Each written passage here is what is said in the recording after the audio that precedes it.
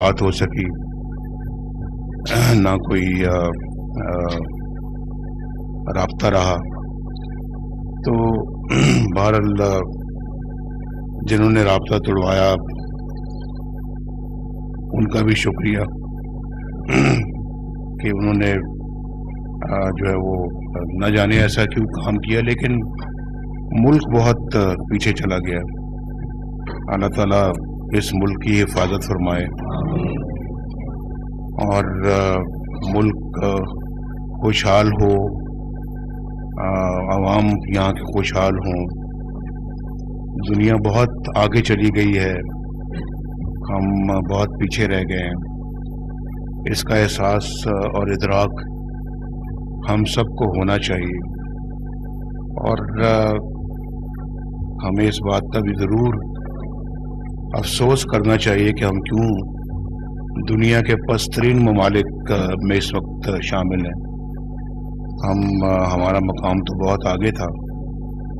1947 میں جب یہ ملک بنا تو بڑی امیدوں سے بنا تھا یہ ملک، کہ یہ ملک بہت ترقی کرے گا اور ایک منفرد مقام حاصل کرے گا دنیا کے نقشے میں. لیکن وہ منفرد مقام تو ہم حاصل نہیں کر پائے، لیکن پیچھے بہت چلے گئے. اس وقت ہم 47 میں بہت آگے تھے، دنیا میں بہت آگے تھے. اور میں اس سے پہلے بھی ایک میٹنگ میں یہ کہہ چکا ہوں کہ میں اس زمانے میں 1967 کی بات کر رہا ہوں کہ جب مجھے میرے والد صاحب نے غیر ملکی دوروں پہ بھجوایا اور ہماری انڈسٹری جو ہے وہ ڈیزل انجنز ایکسپورٹ کرتی تھی مختلف مڈل ایسٹ کے ممالک میں.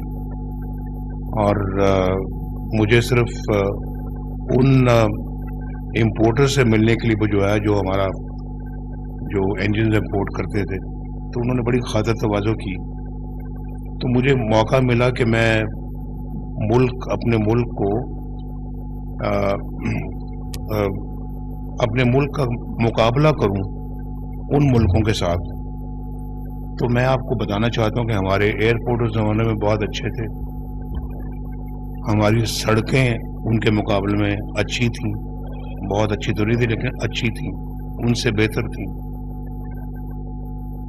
اور ہمارے ملک کے اندر ایک انڈسٹریل بیس تھا، ایگریکلچر بیس تھا ہمارا. تو لوگ خوشحال تھے اور لوگوں میں کام کرنے کا ایک بہت جوش و جذبہ تھا. تو وہاں پہ آپ اندازہ کر سکتے ہیں کہ جو ملک جہاں ہم انجن ایکسپورٹ کرتے تھے وہ آج ہم سے کہیں آگے، وہ شاید ہمیں بہت ساری چیزیں ایکسپورٹ کرتے ہیں اور ہم دیکھتے دیکھتے بہت پیچھے رہ گئے. اور یہ ایسے ہوا جیسے 2017 میں ہماری حکومت کتنی اچھی چل رہی تھی، لوگ بھی خوش تھے، مزدور خوش تھا، کسان خوش تھا، اور مہنگائی نہیں تھی ملک میں، اور بجلی سستی تھی، لوڈ شیڈنگ کا خاتمہ کیا تھا، دہشت گردی کا خاتمہ کیا تھا. اس سے پہلے ملک ایٹمی قوت بنا تھا، پاکستان تیزی کے ساتھ آگے بڑھ رہا تھا، سی پیک بڑی تیزی کے ساتھ چل رہا تھا، اور ملک میں موٹر ویز بن رہی تھی، اور بجلی گیس کی کوئی کمی نہیں تھی. جب ہم آئے تھے تو 18 گھنٹے کی لوڈ شیڈنگ تھی. 2017 میں ہم نے ساری لوڈ شیڈنگ کو زیرو پر لے آئے اور پاکستان کو ایک دفعہ پھر خوشحالی کی ڈگر پہ ڈالا. اور پھر لوگ یہ بہت جو مخالفین تھے وہ حسد کرتے تھے کہ یہ شاید اب پھر دوبارہ آ رہے ہیں، 2018 میں الیکشن ہوگا تو مسلم لیگ سویپ کرے گی. اور آپ میں سے بھی ایسے بہت سارے لوگ جو یہاں بیٹھے ہوئے ہیں، میرا یہ خیال ہے کہ آپ لوگ بھی یہ جانتے تھے کہ پاکستان میں دوبارہ الیکشن ہوں گے تو PMLN الیکشن جیتے گی. تو وہ سارا کچھ اپ سائڈ ڈاؤن ہو گیا. کیوں ہوا یہ ذرا کئی دفعہ یہ سوال میں بار بار پوچھتا ہوں. مجھے بھی خیال آتا ہے کہ میں بار بار کیوں پوچھتا ہوں, لیکن پوچھنا پڑتا ہے کیونکہ جواب آگے سے آتا کوئی نہیں ہے. تو میرا خیال ہے قوم جاننا چاہتی ہے کہ ایسا ہوا کیوں, اور پاکستان کا یہ حشر برپا ہو گیا. لوگ مہنگائی میں اپنی ساری کمائی جو ہے وہ کھو چکے. بجلی کا بل نہیں دیا جاتا, سبزیاں دال خریدنے سے بھی مجبور ہو گئے. تو یہ عالم تو ہم نے کبھی پاکستان کی تاریخ میں پہلے کبھی نہیں دیکھا جو اب دیکھا ہے. ابھی 75 سالوں میں تو ہمیں بہت آگے نکل جانا چاہیے تھا, اور دنیا کہاں سے کہاں پہنچ گئی ہے, اور ہم چھوٹی سے چھوٹی چیزوں کے لیے بھی اپنے ملک کے اندر وہ چیزیں نہیں بنا سکتے, باہر سے امپورٹ کرتے ہیں. تو یہ بہت سوالات انسان کے ذہن میں دل میں جنم لیتے ہیں, اور کسی کا جواب ملتا ہے, کسی کا جواب نہیں ملتا. تو میرا خیال ہے کہ ہم نے خود اپنے ملک کے ساتھ بڑی زیادتی کی ہے. شاید اس زیادتی کے ازالے کا وقت اب آ رہا ہے. تو اگر آ رہا ہے تو پھر ہمیں اس کا ازالہ کرنا چاہیے, اور ملک کو دوبارہ اسی جگہ پہ لے کے جانا چاہیے جس کا ہمارا ملک مستحق ہے. تو میں اپنی گفتگو شروع کرنے سے پہلے ہمیشہ یہ کہتا ہوں کہ آپ لوگ جو ہے وہ یہاں تشریف فرما ہے, ٹکٹس کے لیے آپ نے اپلائی کیا ہے پارٹی کو, تو انشاءاللہ پارٹی کوشش کرے گی کہ میرٹ پہ سارے فیصلے ہوں. اور آپ بھی دعا بھی کریں کہ اللہ تعالی ہمیں میرٹ پہ فیصلے کرنے کی توفیق عطا فرمائے, اور اس کا فائدہ ملک کو ملت کو پہنچے, اور پھر ہم سب مل کر اپنی ذات سے بالاتر ہو کے اس ملک و ملت کی خدمت میں لگ جائیں اور اپنی ذات سے باہر نکلیں. بڑا ضروری ہے اگر آپ واقعی چاہتے ہیں ازالہ, جو لفظ میں نے استعمال کیا ہے کہ ازالہ اگر چاہتے ہیں تو اپنی ذات سے باہر نکلنا ہوگا. تو وہ ہمیں اس میں کوئی ہچکچاہٹ نہیں ہونی چاہیے. کافی ملک نے سفر کیا ہے, ملک بہت زیادہ پریشانی کے عالم میں ہے, قوم پریشانی کے عالم میں ہے. اس کو آپ نے پریشانی سے باہر نکالنا ہے تو پھر یہی سوچیں کہ جی ہمیں یہ جو ٹکٹ ملا ہے یہ اللہ تعالیٰ کے فضل و کرم سے ہم نے اس کو عبادت سمجھ کے اپنے ملک و قوم کی خدمت کرتی. تو اللہ تعالیٰ آپ کو ہم سب کو کامیابی عطا فرمائے, اور آج بھی بہتر فیصلے کرنے کی توفیق عطا فرمائے, اور آئندہ اللہ تعالیٰ اگر ہمیں حکومت عطا فرماتا ہے تو ہمیں ملک کو بہتر طور پہ چلانے کی بھی توفیق عطا فرمائے. اللہ تعالیٰ آئندہ آنے والے وقت کو بھی پہلے سے زیادہ اچھا کرے جی, اور ہم سب کے لیے بھی اور ملک کے لیے بھی, قوم کے لیے بھی, کیونکہ ہم سب سے زیادہ جو ہمیں چیز عزیز ہے وہ ہماری قوم ہے.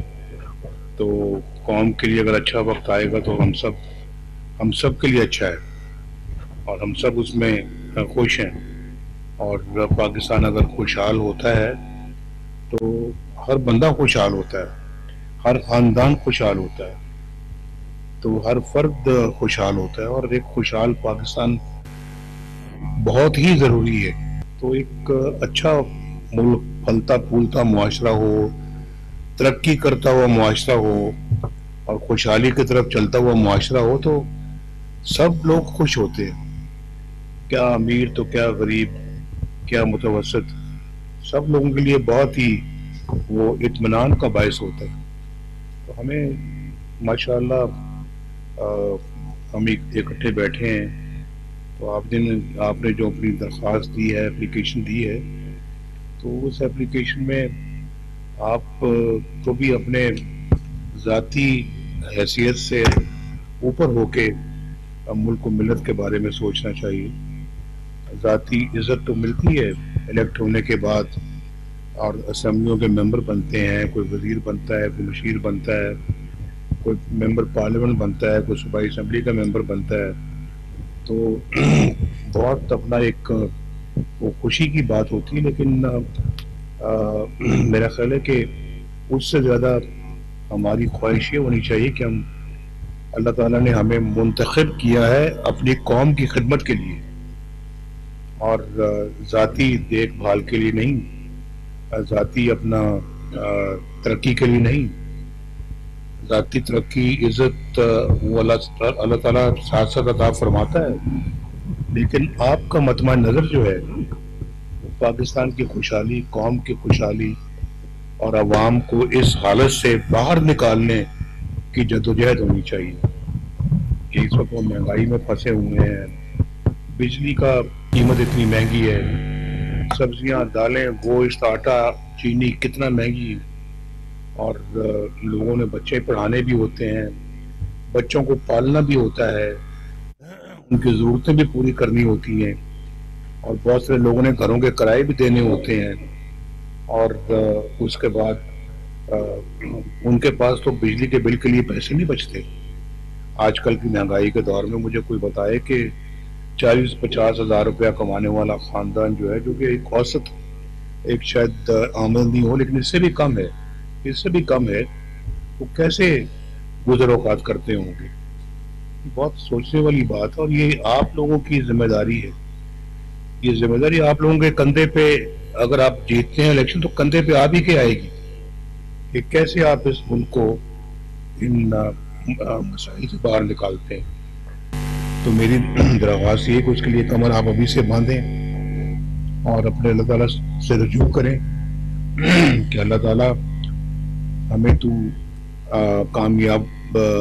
کامیابی سے ہمکنار فرما، اور پھر اللہ تعالیٰ ہم تیری اس دی ہوئی نعمت کو اور عزت کو اپنے ملک کے وقار کو بلند کرنے کے لیے استعمال کریں.